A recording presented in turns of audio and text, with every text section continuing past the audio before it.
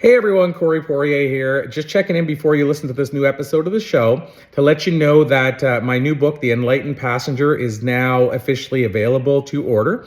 And you can jump over to thisisthebook.com today.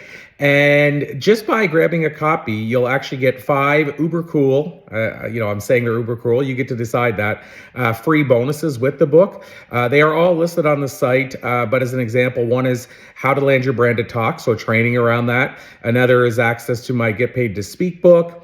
Also, Top 10 Insights Guide, a training that has never aired before that I revealed about how to charge what you're worth versus what you would normally maybe charge.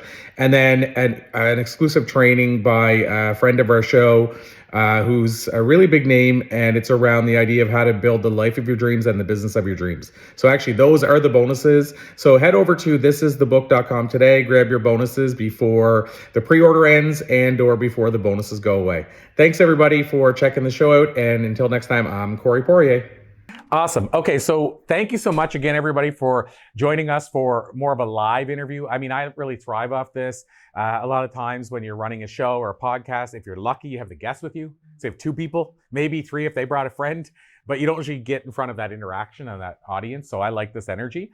So Debbi Dachinger, so excited to have you here with me today.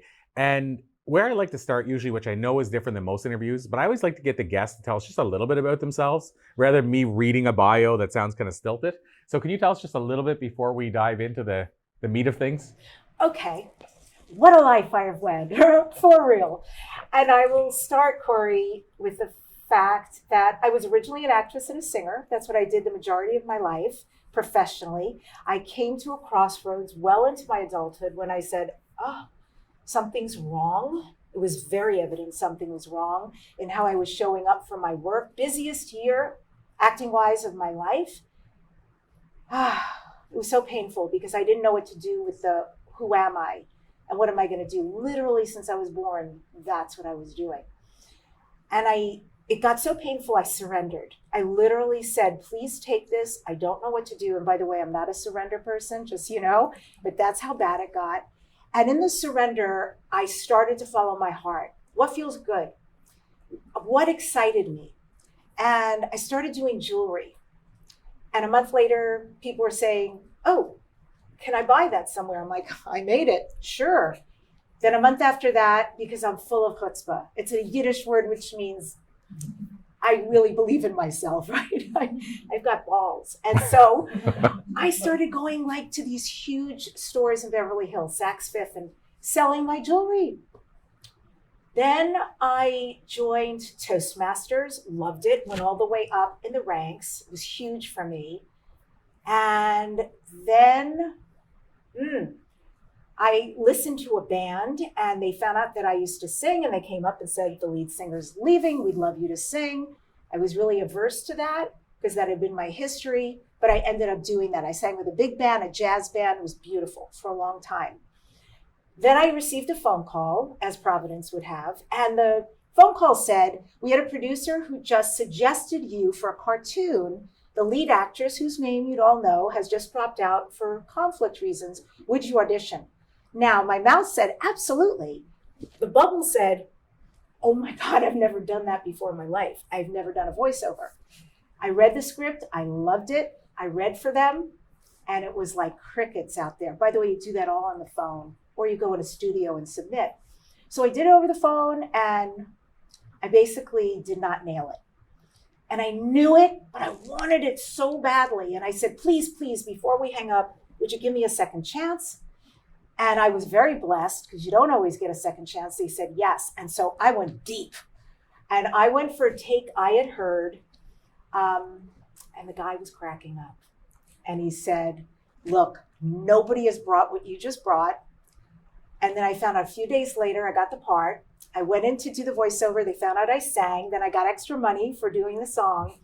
And the rest is history, because what that led to, and by the way, this is like skiing. I thought, I love voiceovers. I want to do more. And I saw something for radio. It'll be 17 years this June. I got the job in radio just to get my voice out there. But now the universe had something else in mind. They were like, ha, ha, ha, what it took to get you here. And the ha ha ha was because I was supposed to be doing that. I was supposed to be having these really high level conversations with people that were like a masterclass to me. I used to be in real radio here in Burbank. I started writing books so I could reach more people. Then I'm like, oh, heck, if I'm writing books, I want to become an international bestseller. And from there, people were recognizing me and saying, I'd like to interview you. Huge, because I was awful. And I thought this being a host meant being an interview guest. And then I was so crushed by my own awful performance, I took it upon myself to learn how to do this successfully. How could I deliver an interview? Once I learned, I got results. I started beta testing with my clients. They started getting results. And it's like these businesses were born of themselves. Being a podcaster all these years later, a book writer, an author, a bestseller, coaching people to write their books, coaching people how to deliver an amazing interview and also where to go. I do a little bit of publicity work, but I want to tag a little bit on this side at the end here, which is very important to me, to be fully transparent no matter who is in the room. I know I have my friend Frequency Attuned right here in the front, so I know you get it. And I just say with great care that this has been a deeply spiritual life that I've led. I am so blessed. I mean that in a spiritual, not religious way. And my path has taken me to shamanism. I'm a practicing shamanic healer, which has led me into the UFO world and extraterrestrials. Yes, I'm going to go there, which has changed the nature of my podcast and also changed my trajectory because I'm now award-winning. All the people I was so afraid who were listening about dreams would never follow me, not only followed me, but brought their friends. And my numbers they're beautiful. I'm very proud of what I've created.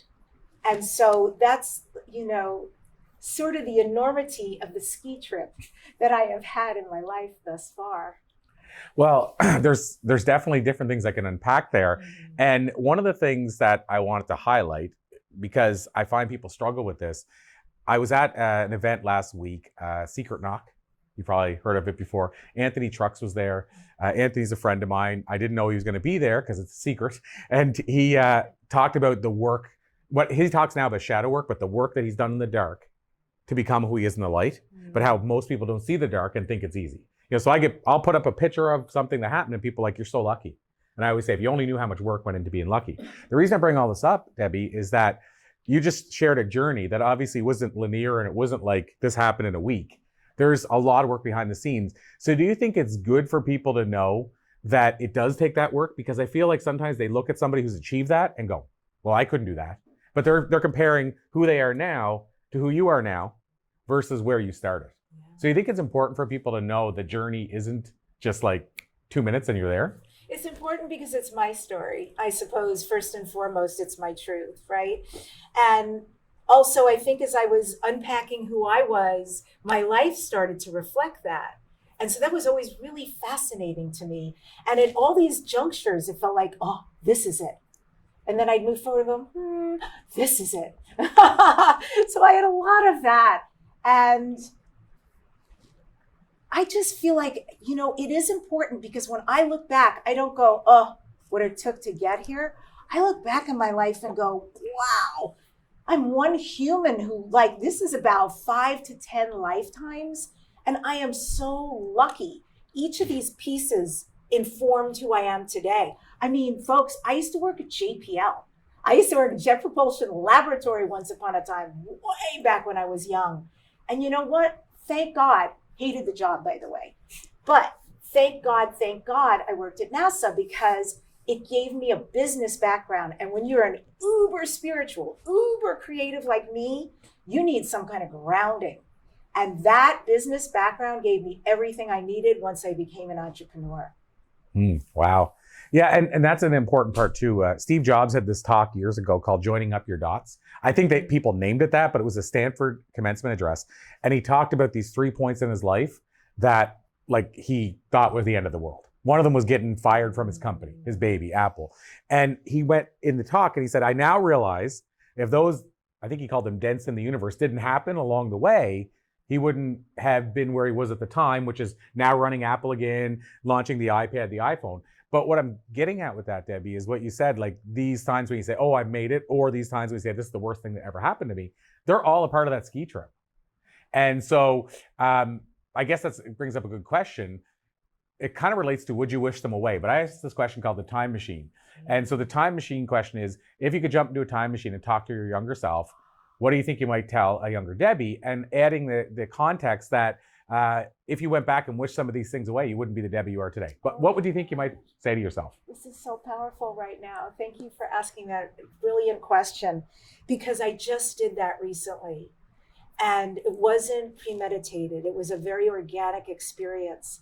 So I've shared with you briefly, Corey was saying, so how are you? What's going on? We haven't seen each other in a couple of years. And I'm like, oh my God, what's opening up for me right now is Providence. It really feels like such a special ride.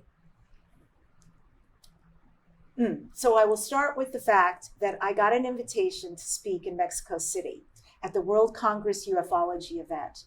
And I went and did the presentation, and it opened up unbelievable doors because of who I got to spend time with. Big mover shakers in this world who have subsequently invited me to other things. But also, they were down one on a panel, like you'll love this, UFO disclosure panel. This is government lobby talk, like, not me, right? And a voice inside of me said, you do this. You got invited, you're a yes. I said yes. I served on that panel with names you would know. And I just felt so calm up there. And I really delivered my truth, which is very hopeful. And we got so much beautiful feedback. I came home, went into Conscious Life Expo, where I moderate and do intros, and it's a gorgeous event for me. I was home for 2 days, and then Gaia TV flew me out to Boulder, Colorado to be interviewed on George Norrie's Beyond Belief show. It's going to be released this May to August. They put me up in this unbelievable hotel, which I loved. I was texting home every 5 minutes. Oh my God, the mirror in the bathroom. Oh my God, the size of the bathtub. Oh my, it was so gorgeous. I love luxury. And so I had my own driver and everything. And so I was getting ready to go. And folks, I was nervous. And I've been in entertainment my whole life, and I was nervous. And all of a sudden, this voice came out of me. And I said out loud, if I were here with you, standing in front of you right now, Debbie, I would hold you and tell you how proud I am of you. That no matter what this feels like right now, you were a yes. You got dressed, you got on a plane, you're in the hotel, you're dressed for the interview. You're doing this. And I want you to know you're not going to be alone. Not 1 second of this. I'm with you. I'm loving you. This went on for a good 5-7 minutes, this self-talk.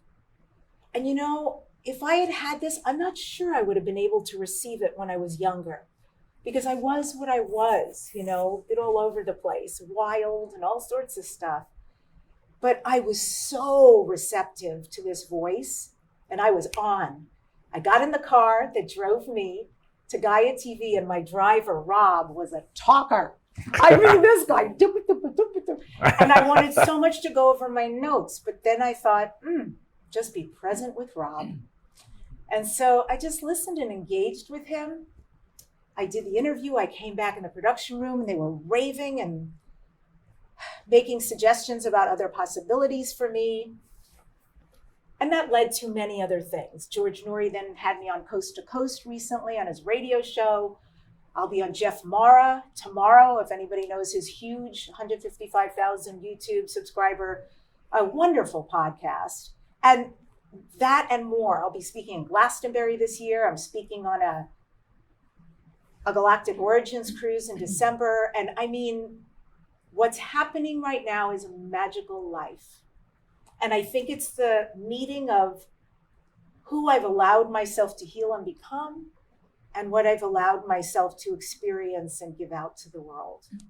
Well, I'll ask, and then I'll ask you one question about that. But George Norrie, I believe his show is, you said like the other show's big. His show is massive, right?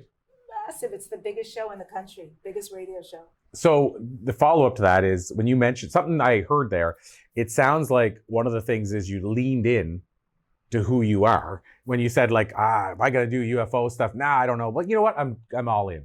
And so it sounds like you leaned in and kind of embraced who you are. Do you think that's played a part in all these things opening up?